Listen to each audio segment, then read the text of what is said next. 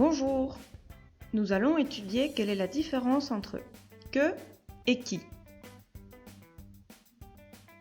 D'abord, ce sont de pronoms relatifs qui s'utilisent pour lier deux phrases, c'est-à-dire, son pronombres relativos, exactamente igual que en español, se utilizan para unir dos frases. A la palabra a la que harán referencia se llama antecedente, pero eso no nos importa. Voyons deux exemples. Ma mère adore ce pantalon, j'ai acheté ce pantalon chez Zara.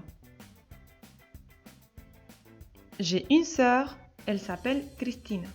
El pronombre relativo al que corresponden qui y que en francés es que en español.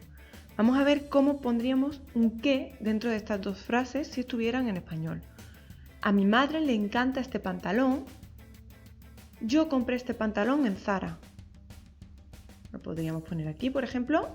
A mi madre le encanta este pantalón que yo compré en Zara. Evidentemente, este pantalón en la segunda frase desaparecería. En la segunda frase, tengo una hermana, ella se llama Cristina. Pondríamos, tengo una hermana que se llama Cristina. Igualmente, este sujeto debería desaparecer.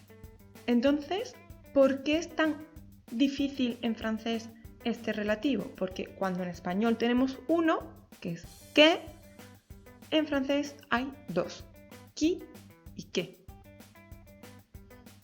Alors, quelle est la différence entre que et qui?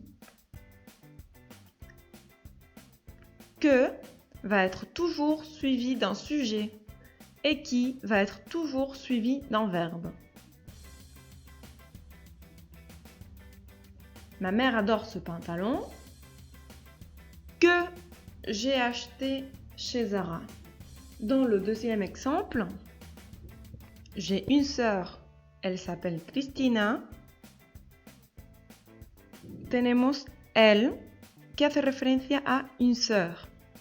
Hermana, ella, para evitar repetir el sujeto elle, utilizaremos un relativo. ¿Cuál? Qui. Pourquoi? J'ai une sœur qui s'appelle Cristina. Porque va seguido de un verbo, s'appelle. En español diríamos, tengo una hermana que se llama Cristina.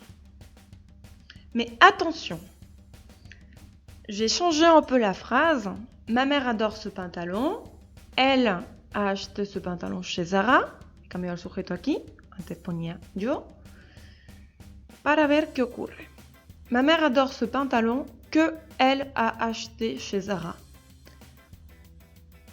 Al estar que con el sujeto que empieza por vocal o por cualquier sujeto que empiece por vocal, va a haber dificultad a la hora de pronunciarlo. Por ello, se apostrofa. Ma mère adore ce pantalon qu'elle a acheté chez Zara.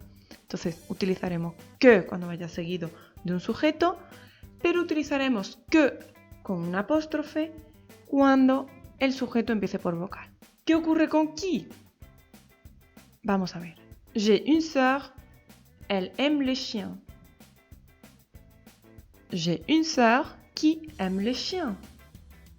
No hay ninguna dificultad de pronunciación, por eso qui nunca se apostrophe. Voyons quelques activités. Vous devez compléter avec qui ou que. Texte écrit un roman. Que ou qui? Qui s'appelle Guerre et Amour. Très bien. Texte, interview, popo.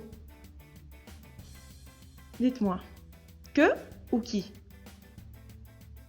Qui, très bien, a combattu pendant la Deuxième Guerre mondiale. Popo.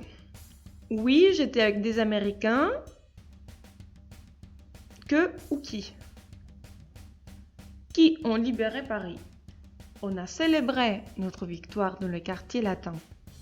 À ce moment-là, j'ai connu une jolie Parisienne. Que ou qui?